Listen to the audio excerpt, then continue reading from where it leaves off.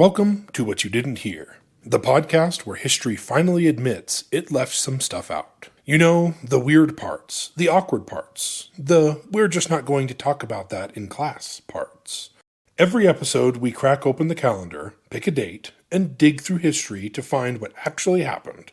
Not just the big historic moments, but the odd, uncomfortable, and occasionally unhinged things that somehow shaped the world. And today's date is January 14th. So if you like your history a little less polished, a little more chaotic, and told by someone who fully believes that the past was just as confused as we are now, congratulations, you're in the right place.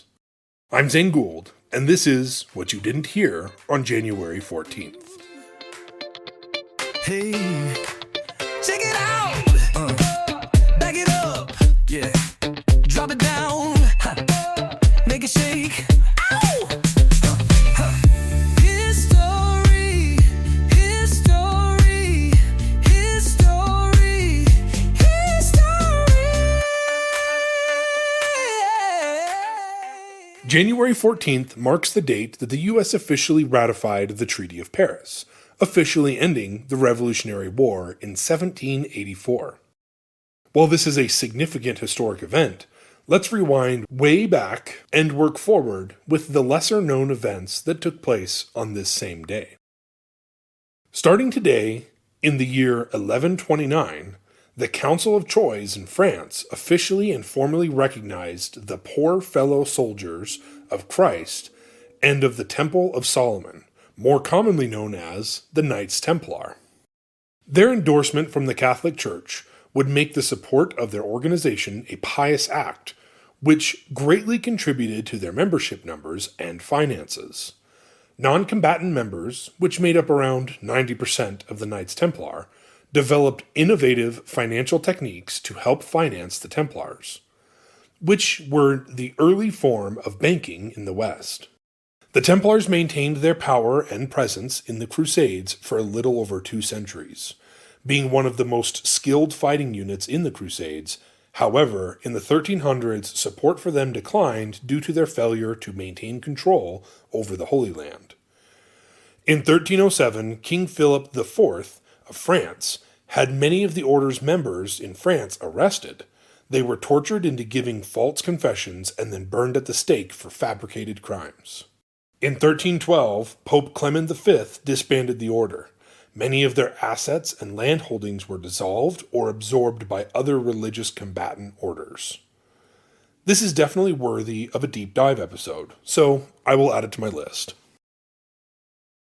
Now let's scoot forward a couple hundred years to 1501, when Martin Luther enters the University of Erfurt on January 14th at the age of 17.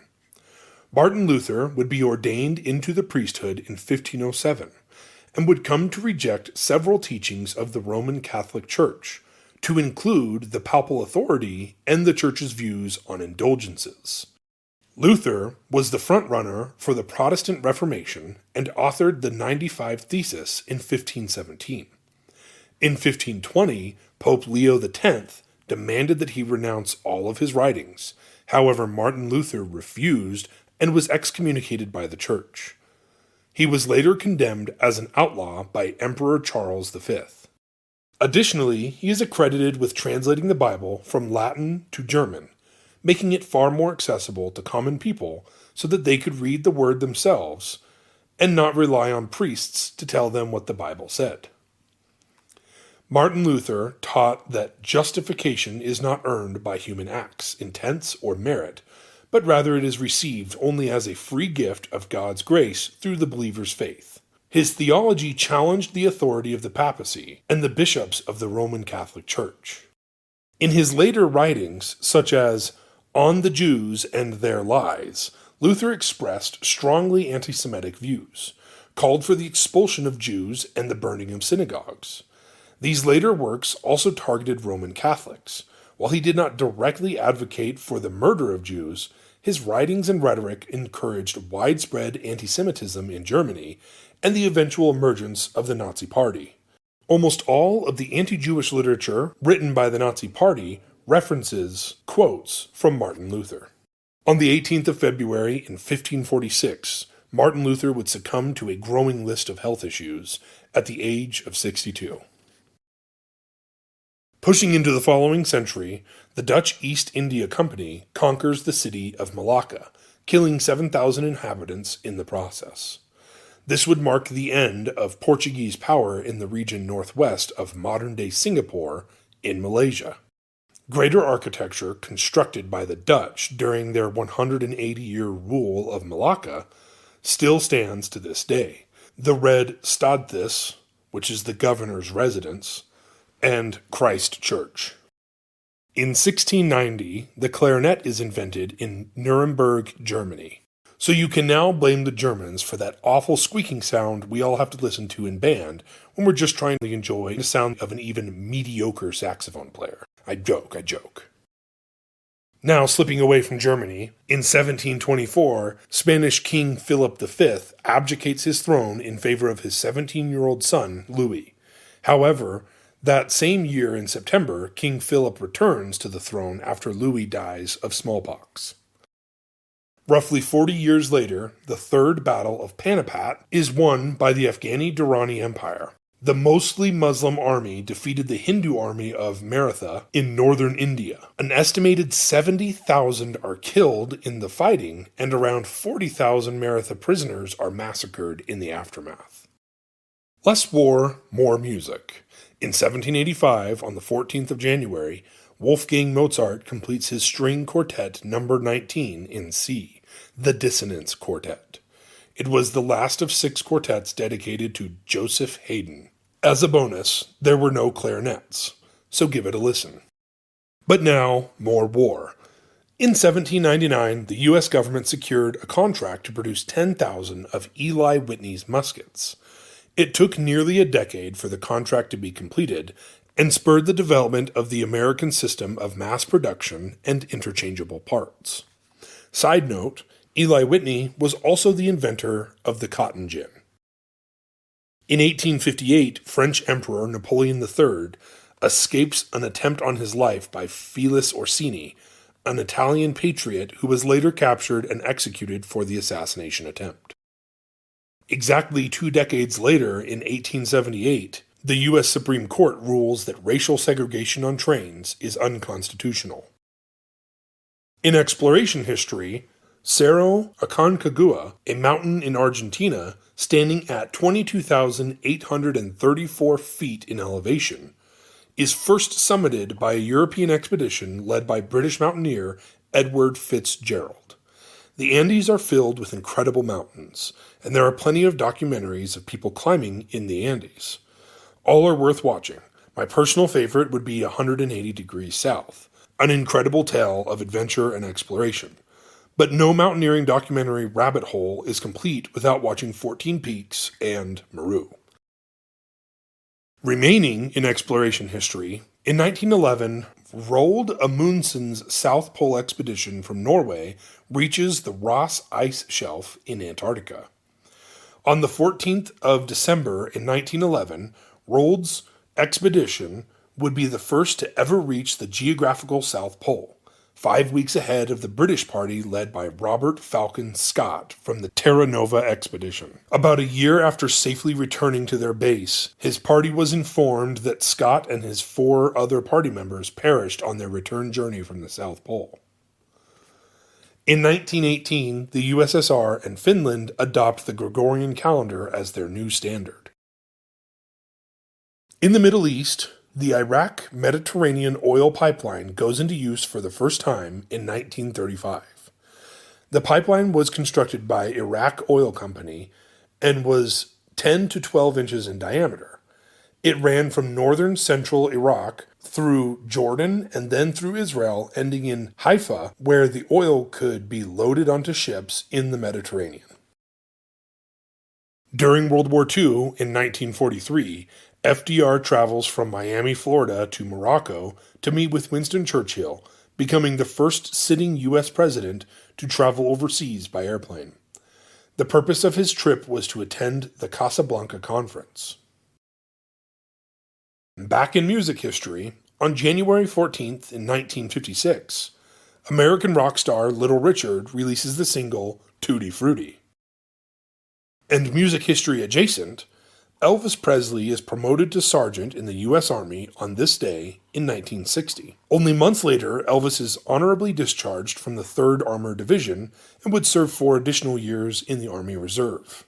And for now, we'll just sit in music history. In 1966, David Bowie releases his first single, Can't Help Thinking About Me. The following year, Sonny and Cher released the single, The Beat Goes On. In 1972, Margaret II becomes the first Queen of Denmark since 1412. U.S. President Bill Clinton approves a $20 billion aid package for Mexico in 1995. Mexico, in an effort to secure U.S. congressional approval of loan guarantees, pledged the profits made by the state-owned Pemex oil revenues. Pemex's average annual revenue at the time was $7 billion per year.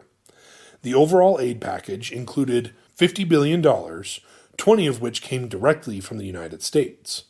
Its purpose was to combat the peso crisis, stabilize Mexico's economy, and allow the Mexican government to repay debts early and prevented broader economic instability.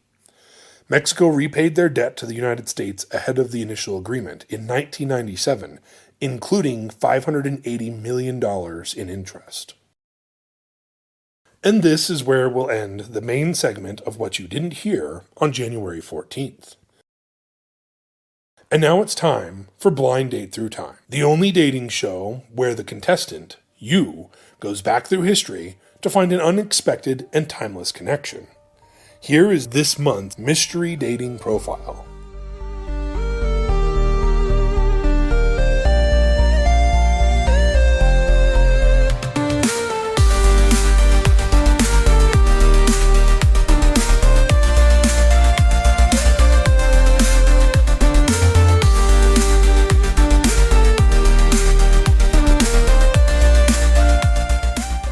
Name, Vasil. Location, wherever freedom is needed.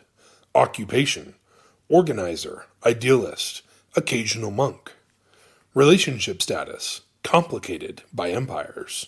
Bio, I travel light, speak in code, and believe loyalty is the rarest currency. I'm building something quietly, no banners, no crowds, just trust passed hand to hand. If you're looking for flashy promises, I'm not your guy. If you believe real change happens in the shadows before it ever sees daylight, we might get along. Hobbies and interests. Long walks through unfamiliar towns. Secret meetings that look like casual conversations. Writing letters that must never fall into the wrong hands. Philosophy, ethics, and imagining a better future. Disappearing before anyone asks too many questions. What I'm looking for. Someone brave, patient, and principled. You don't need to agree with me on everything, but you need to believe that freedom is worth sacrifice. Absolute honesty is non-negotiable. So is discretion. Green flags. You keep your word. You don't panic under pressure.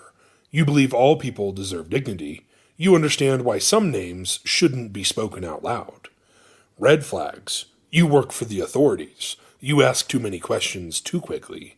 You confuse power with virtue. 2 truths and a lie. I've lived under multiple identities. I believe the future should belong to everyone. I enjoy a quiet, predictable life. Which 2 are truths and which one's a lie? A quote from this month's historical mystery dating profile. If I win for the whole nation. If I lose only myself. Do you know who this month's mystery dating profile is? And that's where we'll leave it for today. History has a funny way of hiding its best stories in the footnotes, the margins, and the things nobody bothered to mention. But that's exactly what you didn't hear is here for.